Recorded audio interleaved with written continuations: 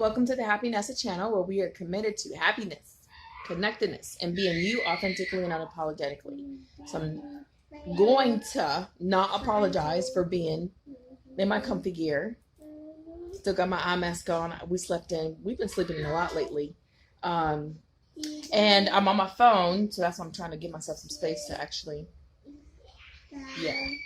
I'm on my phone. The girls are actually in the room doing their own little YouTube video right now. Taylin's over here chilling, so you might hear her. But it is still somewhat early for me to be doing a video on, well, not early, but, well, yeah, I guess a tad early for me to do a video on induction, or to be wanting to hurry up and do this video before I give birth to baby girl number 4, Miss Nevaeh Nova Johnson. But I went into labor, although I've had 4 C-sections, I went into labor on my own with 2 of the 3 previous pregnancies. One of which was pretty early. Well, not too early, safe early, at 38.5 weeks. And then the other one, my first, was just a few days early. And so the question is, was there anything that I did that made them come early? When it comes to inducing labor?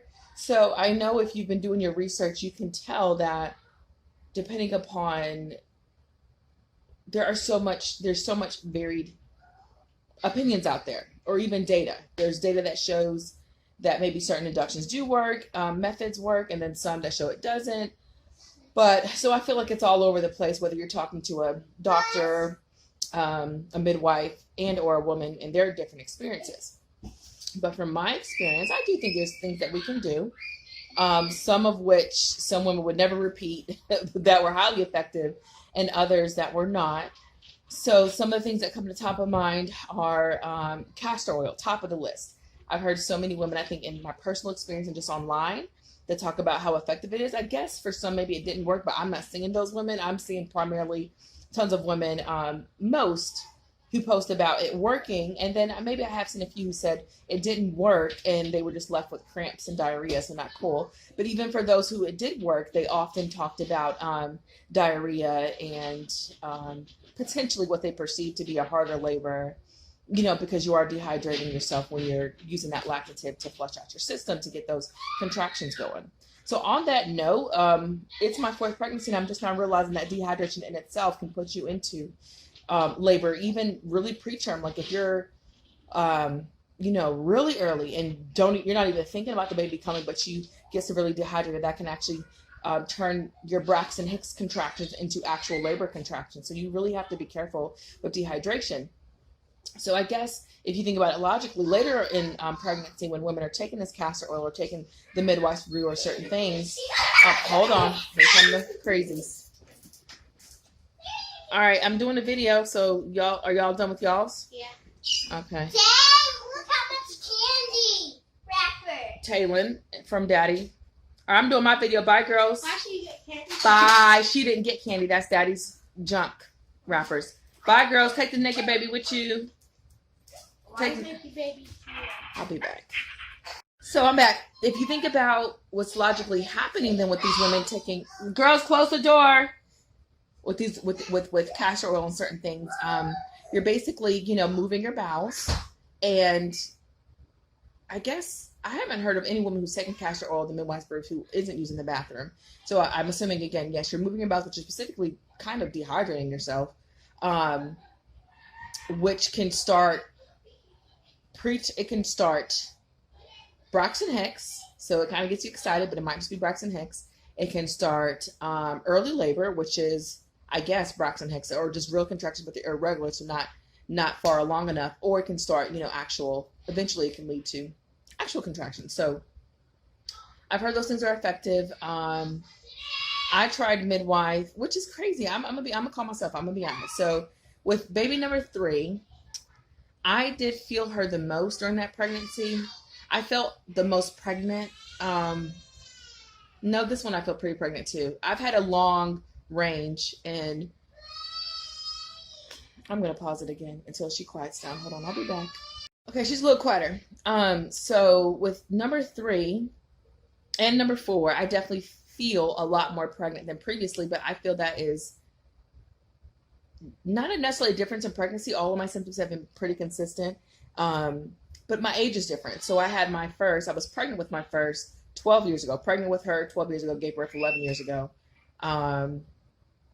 And then had a 5-year gap, then had number 2, then had a 3-year gap, had number 3. So, those are spaced out kids, which means, I'm getting older and older, but I'm still relatively young, given that I had my first in college. So with that being said, with number 3, I had a scheduled C-section. And while that was the case, I took the risk to try to still induce labor naturally for many reasons. I think it's a special feeling. I did enjoy going into labor naturally with the other 2.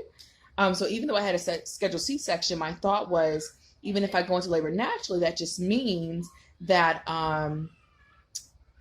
that I'll make it to the hospital in time and still have my C-section, which is, again, a risk because you watch all those pregnancy shows and you hear those stories and you know that it is possible, especially with your, if you've already had one, for your labors to go by quickly. So it is possible that you could naturally go into labor and then potentially not make it into the hospital in time and not have a C-section.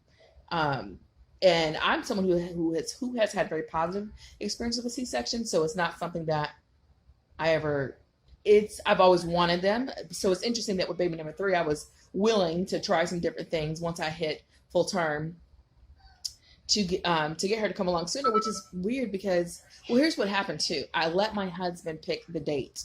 So he picks 2 days before, and I don't even know why. Why did we pick 2 days before her actual due date? So with C-sections, you typically get to pick up to about a week before your due date. So I was due November 22nd, and I could have had her what is that, the 15th or 16th? Yeah, I could have had her a week ahead of time scheduled. But instead, I got my husband's input, and he's like, well, let's just do the 20th. And I cannot remember why we stuck with the 20th. I really don't remember why. So interesting. Maybe I think it was a weekend until we figured maybe a family wanted to come visit in the hospital. That would be better for them. I think that was a Friday. Maybe. So, but of course, as women who are pregnant watching this video now, especially further along, or women who've had babies, you know that once you get to 38, 39 weeks, baby's healthy and you're ready for baby to come. And so it's interesting that I had that same feeling, still really wanting to have baby come on her own. And like I said, maybe it was also because I had already experienced labor, and it's a special connection knowing, oh, your body's getting ready, it's really time, it's cool. And also with my first 2, I actually happened to have my water break on its own. It was a slow trickle though, so I had to have the water finished, fully broken in the hospital as well. So anyways, with number 3, I tried, I guess I should just go in order because I was going to talk about the midwife spree. Let me just go back. Let me take a step back and go in order. So with Jada, my oldest, who's now 11, was born March 28, 2009. She was born a few days before her due date. And a disclaimer, always consult with your doctor when you're talking about induction, and obviously it should be done at a time where you're full term and safe. So with Jada, I did a ton of walking. So again, whether you're talking to a doctor or personal experience, people have their opinions about exercise and walking, but I did a ton. I was in college with her, so the semester that I was in college, because I did take a semester off closer to her due date, I was walking to classes. I was walking all around campus. I just walked a ton. Got home, I was still walking. I was going to the gym with a friend, and walking primarily and doing some weights. But yeah, I did a ton of walking with Jada. And then other than that, girls, quiet down. Other than that, I was also working at Kohl's department store, and oh no. I think it tells me I don't have enough storage. Let me fix my storage and I'll be back. Okay, bye. See you in a minute. Okay, I'm back attempting to get a belly shot, which is not really going to work while sitting down in a robe. But there's the baby. But what was I talking about? Oh, so with number 1, I did a ton of walking, and with all my pregnancies, I didn't gain a lot of weight. If in this one, I'm not even gaining. I've actually lost a little and then kind of been maintaining. I have another video about that, so I'll try my best to remember to link it below. Weight loss during pregnancy. If you're already overweight and have enough for the baby to feed off of, it's a great idea to kind of not gain too much weight if you're overweight during pregnancy so that you can kind of, continue with your health goals or even start health goals safely during pregnancy. So link below, hopefully, if I remember. But with number one, I walked a ton. I also was working at Kohl's department store. And what's interesting is I was just curious if all that standing I did, which is not awesome for your back, but maybe is a lot of pressure down there, if that caused her to go into labor early. Um, I don't know, but I know the day of going into labor, actually, I was in early stages of labor at work that they didn't realize it.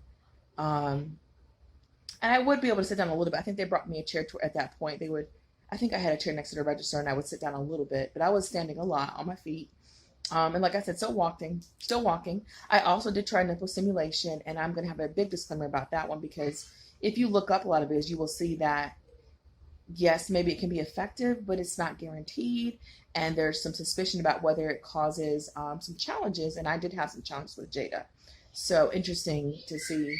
Who knows? I think when I asked the doctor, they said that didn't necessarily have anything to do with what was going on with me, but you just never know. So walking a lot, standing a lot, and nipple stimulation was baby girl number one. I can't really remember. Did I try anything else? I mean, they said random stuff like ginger. I mean, there's a lot of stuff that's pretty innocent, like drinking ginger tea. I think I had fresh ginger root. I think I did that with number one. Drank a lot of ginger root. I think I might have tried some pineapple and stuff like that, but trying to maintain my weight, I didn't want to do too much sugar. So I tried the usual stuff, the pineapple, the ginger. I don't think I tried the raspberry leaf tea or anything like that. It was more so nipple stimulation, walking, lots of walking. So anyway, so I was at work at Kohl's department store, went into labor without realizing it. I was having, what I thought were just Braxton Hicks and some lower back pain. But what made me call the doctor's office, is that I started to have what I thought was just vaginal discharge. So I was going through my panty liners more quickly than usual. And beyond that, I actually had to have some color. I can't remember if it was green. I think it was green.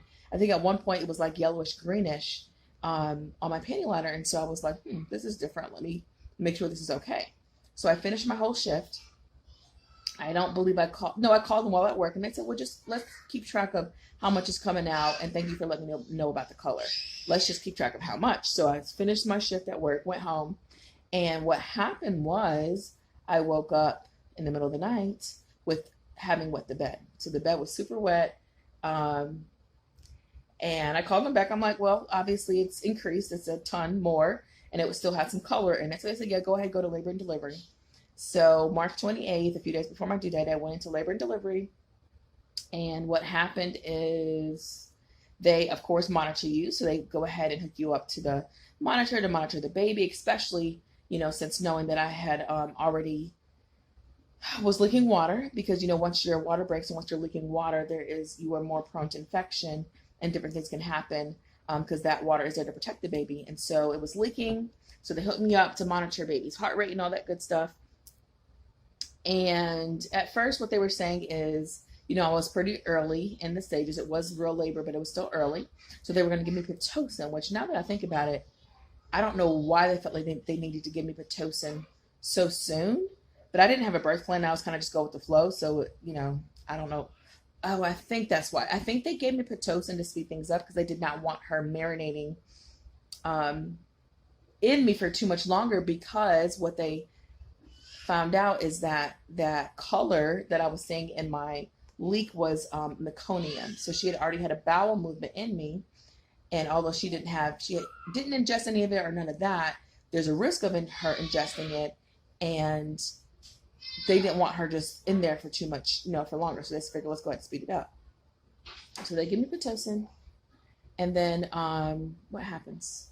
Pretty quickly. I mean, I wish I knew exactly, but it felt like 30 minutes, but it might have been within an hour and a half tops, but it was pretty quickly after giving the Pitocin. We noticed an unfortunate pattern where Jada's heart rate kept dropping while I was at the hospital. So my mom was there with me, and my ex-husband at the time, and my mom was like, kind of getting very concerned, like, I keep hearing the sound. What's this? And the nurse was like, oh, heart rate's a little low, but we'll keep an eye on it. But it happened, I think, maybe 3 or 4 times within a short time period. And after that happened, they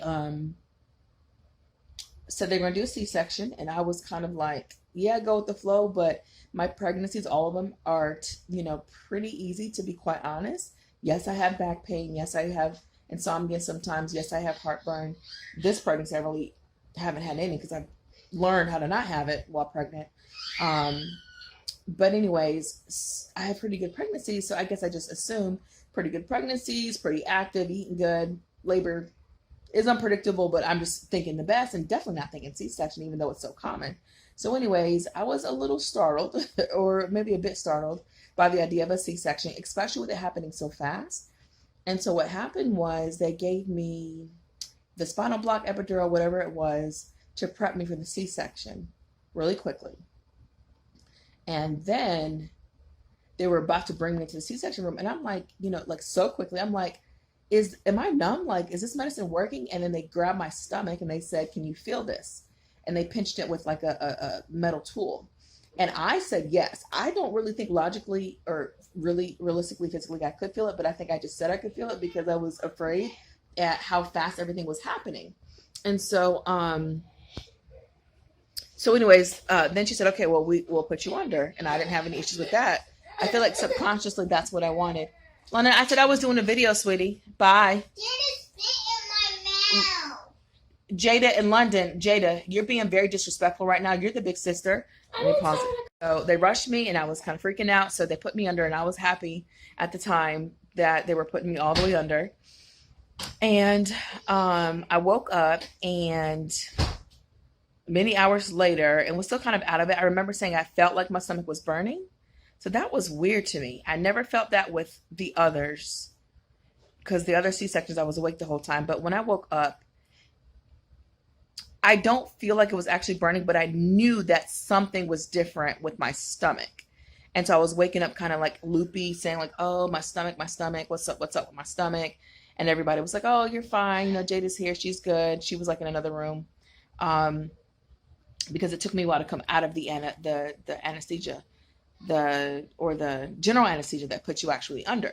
So took me a while to come out of that. But when I came out of that, I was fine. And I have really great C-section recovery. So I don't want to scare anyone. I actually have had really great experiences with C-sections, thankfully, luckily, and prayers that number 4 goes well for me pretty soon. Because with each C-section, of course, comes more risk, more scars and stuff. So anyways, yeah, woke up out of it, felt great, had a great recovery. Great, but obviously there's things that you got to be careful with, and it's major surgery, so I'm not going to say like it's a walk in the park, but it, to me, isn't painful because I only have to take about 25% of the medicine that they give me, so a very low dosage, and it basically takes away my pain, and then I might just have some slight discomfort depending upon what I'm doing that day, or if I'm using my stomach muscles too much or whatever. But for me, it's not a painful experience. It's more a patience. Not being able to move around and do the things that you want to do. You just got to have patience. So that was Jada. Who knows what meta worked? If it was the ginger, drinking the ginger root tea.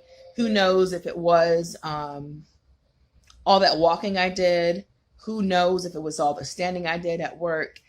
Who knows if it was nipple stimulation. Who knows if nipple stimulation caused her to have a bowel movement? I don't know. Or caused her to have that distress in there? I don't know. I don't really recall doing the nipple stimulation too frequently or even that day that I went to work, so I don't know if like me doing nipple stimulation 3 days previously could have made her, or a couple days previously could have made her have that. I don't know how it all works out, who knows. But I will say too, after the baby and meeting with her pediatrician, or no, I don't know if it was a pediatrician, I think it was though, I remember learning that my placenta was kind of aged too. I wish I would have really taken some notes or something because this is all just memory, but I remember him saying she was like really ready to come out. So that makes me think that it wasn't nothing I was doing. She was just really ready to come out, and that's why she had her bowel movement. So I think I asked him about the nipple stimulation, and I don't remember him saying that's what caused it, but he was just saying my placenta was aged, I believe. And so it just was a sign that she was really full term, and even if I hadn't reached my due date, she was really ready to come out. But she was only 6 pounds and 9 ounces too. She was an average to smallish size full term baby. So that was Jada. With number two, which was a scheduled C-section. She was scheduled, I think, about a week ahead of time, and she still came early. I went to labor on my own. That pregnancy was good. No difference in pregnancy. What I tried, I actually didn't try anything. Since she was, that's the thing, since she was already a whole week, scheduled a whole week, I feel like if you know you're coming a whole week early, maybe you're just patient, or I feel like that pregnancy I was pretty patient. Um, Whereas with Jada, not knowing when she would come, not wanting to be the woman who goes to 41, 42 weeks, I was kind of more eager. And then with Taylor, since she was due, or her section was scheduled closer to her due date, I was kind of like getting a little anxious. But anyways, with London, she was scheduled a whole week early. So I assumed she would come a week early, not like that early. But it was still, of course, a thought that, you never know how early she could come. So with her, I was, unfortunately, my dream job, my awesome job went to a very stressful job. So that was unfortunate that I had that work stress during her pregnancy. And towards the end, my doctor went ahead and wrote me out because they weren't as considerate about my pregnancy and all of that. So I had like an extra week or something before she came to relax, which was good. But I did a lot of walking with her too. So with London, I did a lot of Zumba. I wasn't teaching Zumba yet, but I did a lot of Zumba, probably minimum of 2 days a week. I would say like more like three to four times a week I was doing Zumba, I believe. And I was walking. And so I can tell you the day that I went into labor with London, I did go for I don't know if it was a long walk. I mean, I just feel like it was a walk. I went for a walk. I remember having my Braxton Hicks while walking.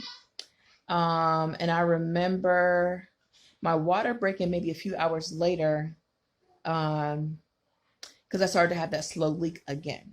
Now, what was interesting is I almost didn't call the doctor because I was having irregular contractions. Let me take a step back. With Jada, I will tell you I had a lot of back, or pretty much all back labor. I did not feel pain in my stomach. By the time I got to the hospital with Jada, things had progressed much quickly. So I had told y'all that with Jada, my first, I woke up and the bed was wet. So that's obvious. Like, okay, let me call the doctor. I'm probably, losing my water right now. But after that experience also, I didn't tell y'all that my contractions were primarily in my lower back, so far down that when I did have a contraction, I would like do like this, kind of like curl my butt under because it felt like it was like all the way down in my butt. That's how far down in my back it was. And I didn't feel like a cramp, like a period cramp or anything in my stomach. It was all in my back, lower back. And so with Jada, I was feeling some pain. I was really, it was coming. I was feeling it, but it wasn't too crazy, but it would, distract me when I was having a contraction. With London now, and I wasn't timing it with Jada. I just knew I needed to go to the hospital. With London, I was timing them, and they weren't that painful. They weren't painful at all. They were just tight. So with London, what's interesting is I was having irregular contractions. So I thought maybe this is something, maybe not, but I know I'm leaking, so let me go ahead and go. So I get to the hospital, and they're like, yeah, these are actual contractions. But I was like, they're irregular. They're like, yeah, they're still actual, labor contractions. And so as I've talked to other doctors and understood it more over the years, you can be in early labor and have actual contractions and not just Braxton Hicks contractions, but early labor is irregular. And so the question mark is your early labor, your irregular contractions going to transition into real contractions, real pattern contractions at some point. And for me, they felt that I was pretty much almost there. And so they went ahead, given the strength of the contraction, because it wasn't even that strong to me. Like when they had me hooked up, I wasn't in pain, but they could tell, I could feel the tightening, but it wasn't nothing like with Jada. So they went ahead and kept me, and they asked me when the last time I ate, since I was having a C-section, they wanted to wait 6 hours after my last time I ate in order to make sure that I don't know why they tell you not to eat before surgery. I think it's so that your bowels and your intestines or whatever is not in the way. I don't know. But so I had to wait in the hospital for 6 hours. Contractions never got that bad. I don't recall them getting that painful. And I was a little bit surprised because she was already scheduled a week early, and yet I still went into labor on my own, I think 4 days before her scheduled C-section. So she was about a week and a half early, right? And so that was a great C-section. All went well. I was awake. I was a little I actually wasn't nervous. I just was curious how it would be. So I was awake for her. Wasn't really that nervous. It went well. I don't really remember what it felt like with London. I remember Talon. I remember Talon. What it felt like with my third. So that was number 2. Is there something that I did to go into labor? Who knows? If anything, it was probably walking a lot and Zumba. You know, I'm trying to think if there's anything else. I didn't do gender. I wasn't doing none of that stuff with London because she was scheduled a week ahead of time. I didn't do ginger tea, no midwife's brew, none of that stuff. Okay, number 3. So with Talon, sorry, with Talon, what happened? With Talon, she was scheduled 2 days before her due date. So again, I wasn't too excited about that towards the end. In the beginning, of course, it was like, oh, 2 days before her due date, cool. But 2 days before her due date, November 20th, and London was born July 14th. And interestingly enough, I believe in full moons. If you look at the patterns of people's behaviors and things that happen, I feel like there's an obvious pattern. If you look at the sun and how the sun can influence our physical and mental health, why are we assuming the moon isn't influencing our physical and mental health? You know, not enough sun can lead to low vitamin D levels. People who live in states with less sunshine are more depressed. All these different connections we know about the sun. Too much sun can lead to cancer. So why are we assuming the moon isn't having an effect on us? I don't know, but I believe in it because I just notice patterns and feel that the patterns in my life. And then when I look at healthcare workers and other industries they talk about, they also have patterns with full moons. So anyways, London was the closest, her due date was the closest to a full moon. And was it by chance that that's why I went into labor with her within 2 days of a full moon? Who knows? I don't know. All the others were further apart from the full moon. It doesn't seem like they had effect. But for London, like I said, she was born 2 days after a full moon. So there's some theories on that, although the data shows that it's still the average amount of babies born on a full moon. So it's interesting. Does it have an effect? Who knows? Back to Talon. Talon was due 2 days before her due date, November 22nd is when she was due. Due to the C-section was scheduled the 20th.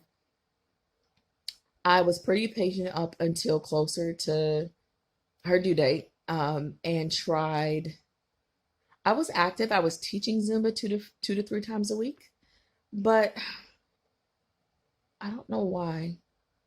I was active, but I think I felt the pregnancy more, and I don't know. I was still active, but I was also more overweight. So with number 3 and number 4, I was more overweight and felt a little, older, but still young, but felt the pregnancy more due to the difference in age. Excuse the kids. So what did I try? With London, I didn't try nipple stimulation. With Taylor, I didn't try nipple stimulation. I think there was a little suspicion about whether that had anything to do with Jada and the meconium, even though the doctor never said that had something to do with it. And so with Taylin, let me think. I was already doing Zumba. I don't really recall going on too many walks, although I did remember some walks because London was she was 3 at the time that Taylin was being born. My number 2 was 3 at the time. Baby girl number 2. And so what I do remember is that she had so much energy. I would go on walks with her and she would just run while Jada, my oldest, was at school. She could just run, so I was amazed at how much stamina she had. And now I'm not amazed because I know this little girl has so much energy. She's always flipping around the house and just doing stuff all day, every day. But yeah, so I did go on walks, but I just feel like it was rare. I feel like it might have been like once a week or something. Or it just wasn't that often because I just didn't have as much energy with Taylin by the time I was having baby girl number 3. And so I went on the walks. I was doing Zumba. And one thing I know for sure I specifically tried was the midwife's brew. I might not be calling it the right things. I know there's something called the midwife's brew, but whatever I took, did it have castor oil in it? It had some type of laxative, but I put a very small dose of it in there. I've heard the horror stories about laxatives and dehydration. So I had a small dose of something. It had... What is that? What is that called? Jada. She has to pee. Okay. What is it called? Almond butter, some type of juice, and tea. I think that is in midwife's brew. So since I was already full term and getting a little anxious and wanted that natural experience of going into labor like I had with the other 2, I was trying that. And I think I tried that like daily for like 3 or 4 days. Nothing. It didn't work for me. But they say baby comes when baby's ready, unless you have something scheduled like a C-section. And what's interesting is I did feel that Taylor's personality was that, although she has a lot of energy now and she's very adventurous and all that good stuff, I feel like she was very content. I think she was very comfortable in that belly.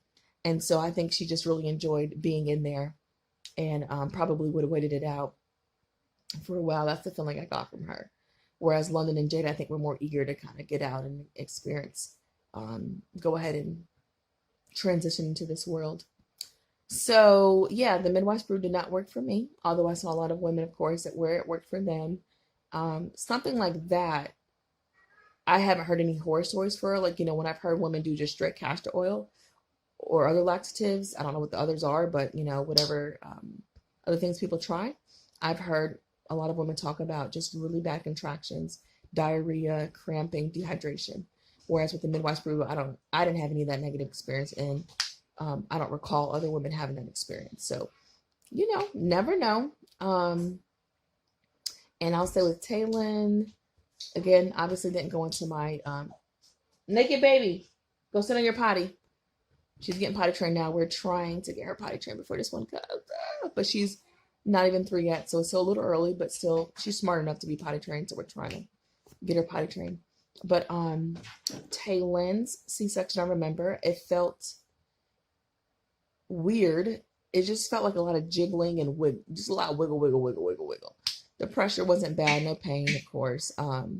Lots of jiggle, jiggle, jiggle, wiggle, wiggle, wiggle. And then the recovery, thank God, was still good, because with each one you wonder. All the recoveries were good. I'm trying to think if there was one that was better than the other or less. No, they were all good. And yeah, that's my experience, guys, with 3 previous pregnancies. I'm on number 4. This one is scheduled 5 days before her due date. So we'll see how I feel when I get closer. I'm not doing anything cheap.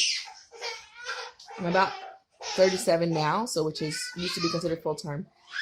I'm not doing anything in particular, honestly. I mean, it is early too to try to stimulate anything, especially this early. But also, I do a lot of essential oils, so I'm being careful with that because I know that essential oils and certain things. Oh yeah, on that note, even though I never tried it, excuse me, you can Google essential oils. They say that if you are more relaxed, that can help speed up contractions or start contractions. They say clary sage and certain essential oils. Don't quote me on this. Consult with your doctor. Remember that. Always consult with your doctor.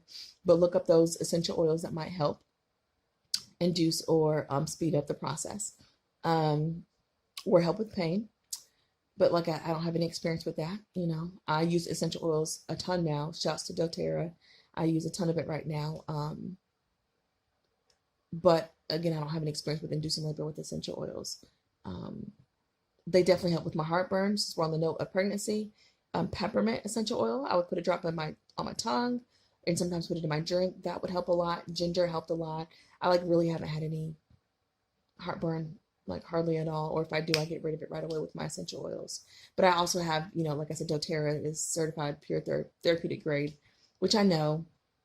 For those of you who know about regulations and all that, it doesn't mean it's regulated, so it's hard to really still assess the quality of something, but I do trust the quality of doTERRA's. So I do take it internally. I may be able to take doTERRA's essential oils internally, and it's helped tremendously with my heartburn, not having any during this pregnancy, pretty much none. But that also might be, my husband calls it voodoo, but y'all, he's just playing. He doesn't mean that literally, but he kind of does, because what I did with baby number 2 is I'm a very spiritual person. And so I told God, I said, with Jada, I said, some of my closest family members, like my mom and my best friend, I said, they had my symptoms. They had some of my symptoms. I was like, I'm having a lot of heartburn. I was having a lot of heartburn with Taylor, number 3, actually. And I was like, why can't they just have my symptoms for me? They love me. Like, I'm pregnant. I'm dealing with all this other stuff. They should have my symptoms. So, God, will you just send it to somebody? I swear to y'all, the next day, my same best friend that had some of my symptoms with my first child and my husband started having heartburn, and mine went away. So, so maybe that's why I don't have heartburn, because I've wished it away.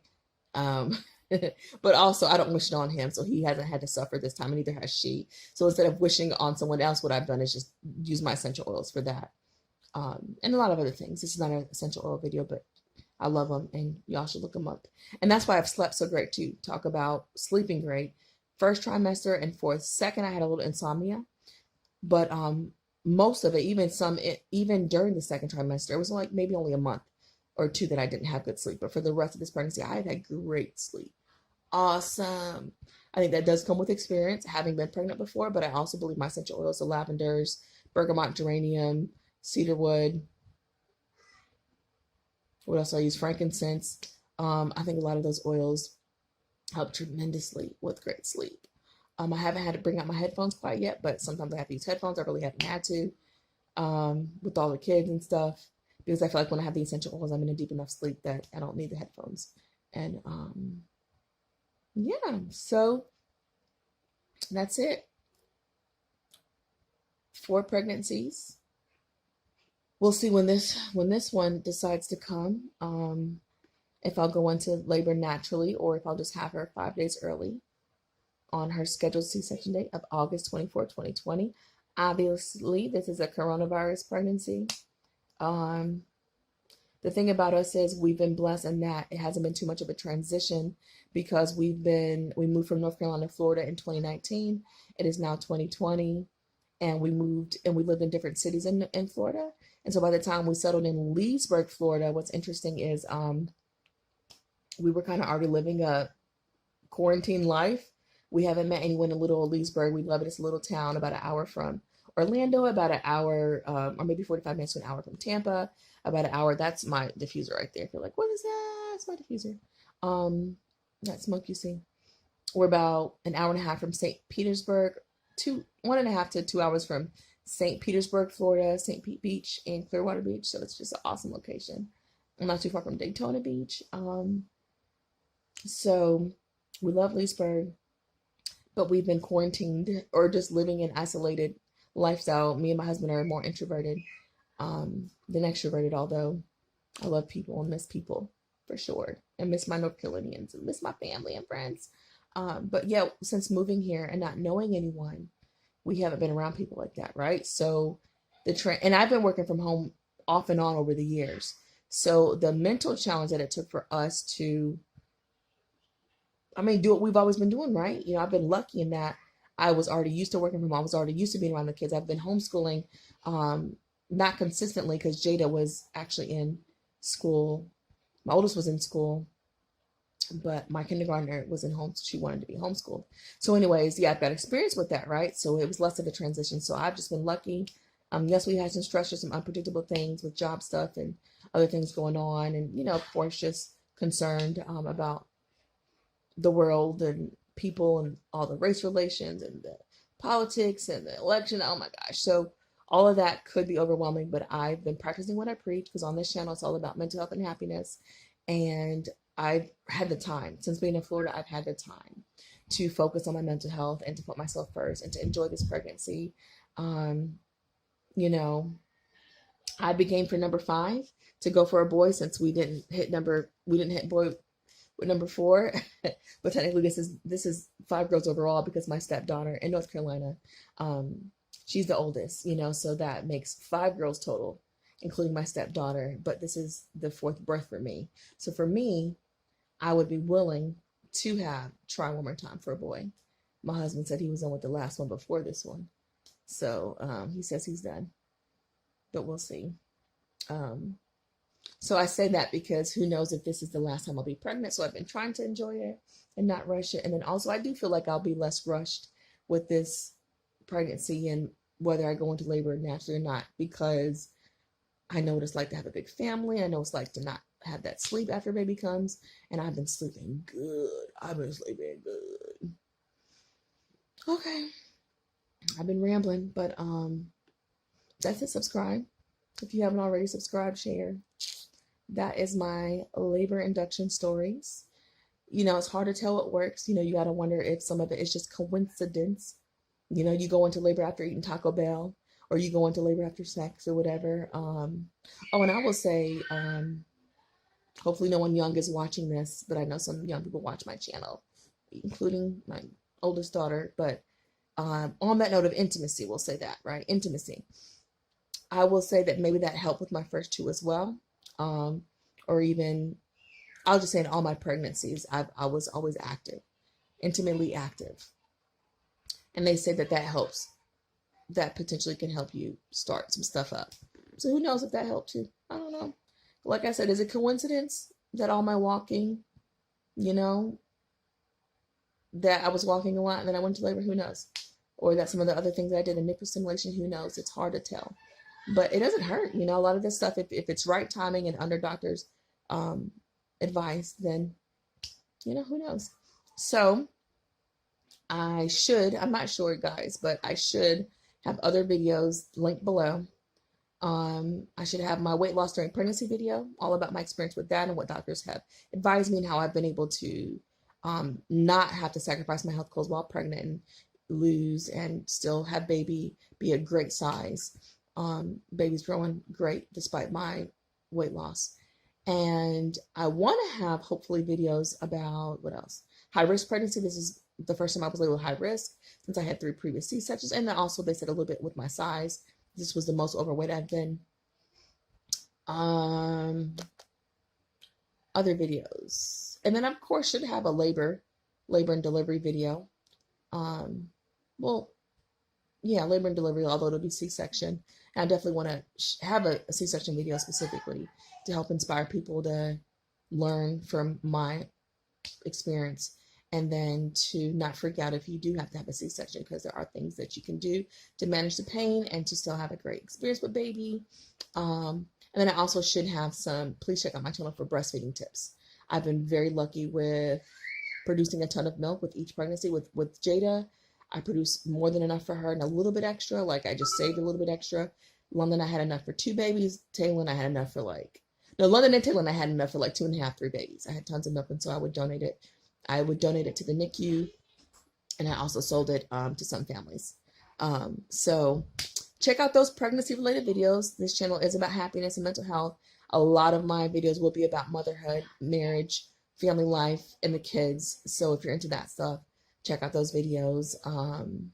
Also, a lot of videos on spirituality. I'm a very spiritual person.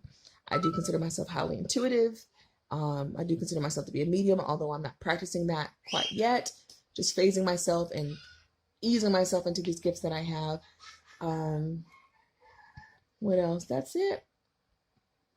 Comment below. Let me know your thoughts about induction, what works for you, what didn't work. Any ideas you have about what you want to see on the channel that's related to what things that I discussed, any questions you have. What else? I think that's it, guys. Bye. Thanks for watching, and best wishes to any mothers who are watching this video who are pregnant. I hope and wish the very best for your labor and delivery, and good luck with inducing if it's time. All right, bye.